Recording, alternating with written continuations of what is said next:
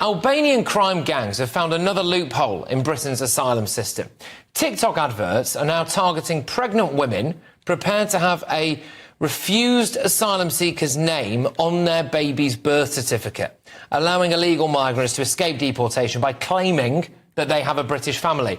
An investigation by The Sun found one TikTok account calling itself Consular Services London, which boasted, "Our job continues every day. We have women and children. Register their children with your name in the UK." This new trick is reportedly favoured by those whose asylum has been refused by the Home Office and are facing imminent deportation. Nigel, were you shocked to learn of this plot today?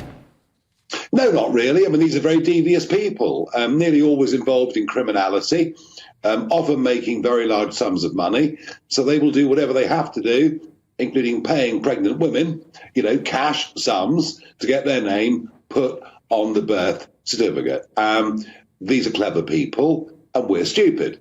We have a civil service who've no interest in stopping this, and a government without the courage or the moral fibre to tackle any of it for fear horrible things might be said against them. But don't forget, the reason they want to be on the birth certificate is because of Article 8 of the European Convention on Human Rights, as passed into UK law by the Human Rights Act of 1998. And frankly, all of these discussions, this issue, Rwanda, whatever else it may be, until you cut that Gordian knot of the Human Rights Act, you will have ultimately a judiciary that will allow these people to stay.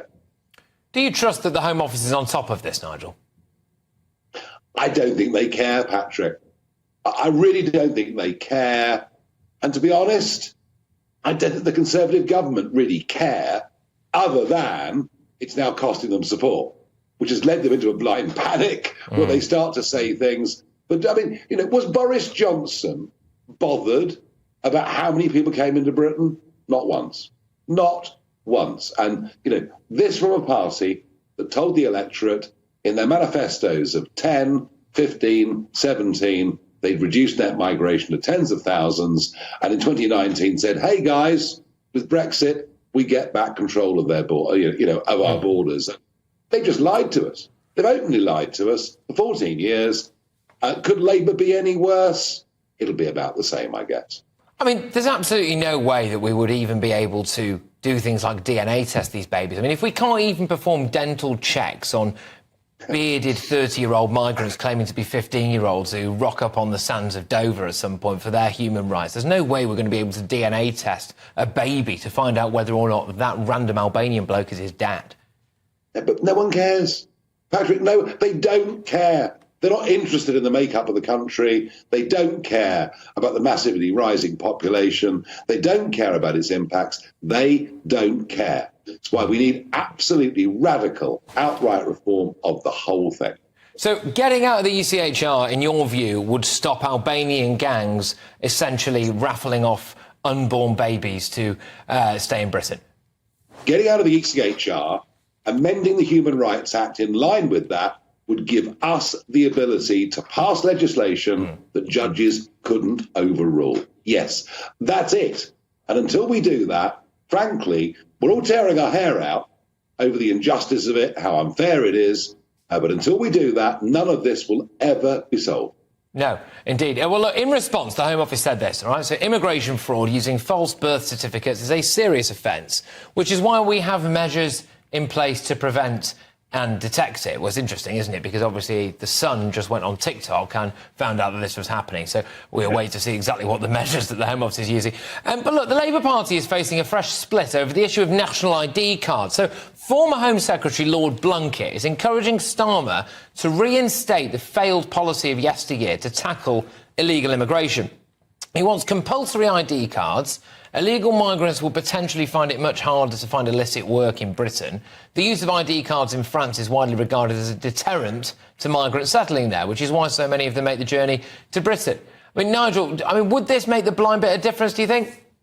Absolute nonsense. The number of illegal migrants that have crossed the Mediterranean currently in France is far greater than those that have crossed the English Channel from Calais to come into us.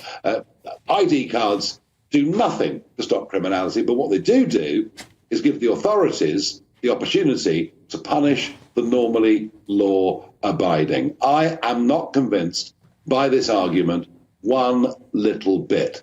And there was always that side to David Blunkett, always that authoritarian side to David Blunkett, always that feeling that the state should be able to control everything you do, and demand to see your papers walking down Bromley High Street.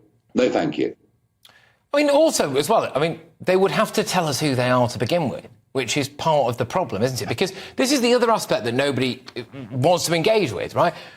You could buy a plane ticket to Heathrow Airport and claim asylum when you get here for much cheaper than it costs you to employ a human trafficker to put you in the back of a lorry or anything. The reason why they do it is because they ditch the documents in the channel and then they become undocumented and they go through the system. The idea that you're going to end up with a load of them on the beach saying, all right, OK, here's my name, give me an ID card, it's just bonkers, isn't it?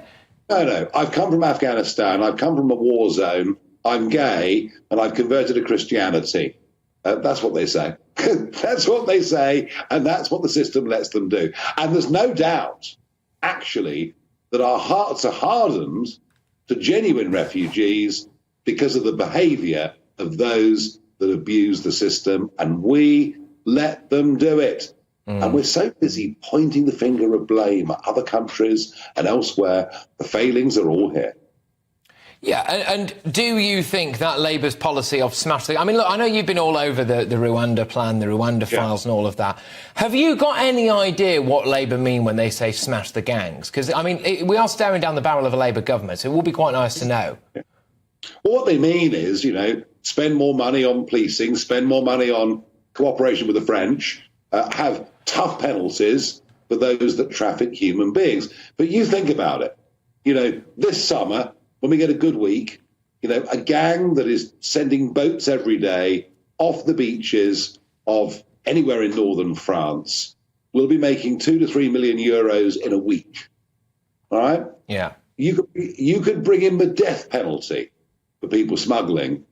With prizes that big, there will always be someone to do it. Smashing the gangs, sounds great in theory, but in practice it won't happen. And look, now the French police are going around northern France carrying weapons because they're so fearful that many of the migrant gangs themselves are now carrying guns. All the while there's a pull factor, all the while there's a draw, and the draw is you will get looked after in the United Kingdom. You will get put up at a hotel. You will be able to work in the illegal economy. Your chances of being granted asylum are 75% plus. Even if you're rejected, just say you become Christian and you can stay, you've got a 1% chance of being removed. So all the while that pull factor is there, all the while the money exists in people trafficking, you can attack the gangs all you like, they will still do their business. Nigel, thank you very much.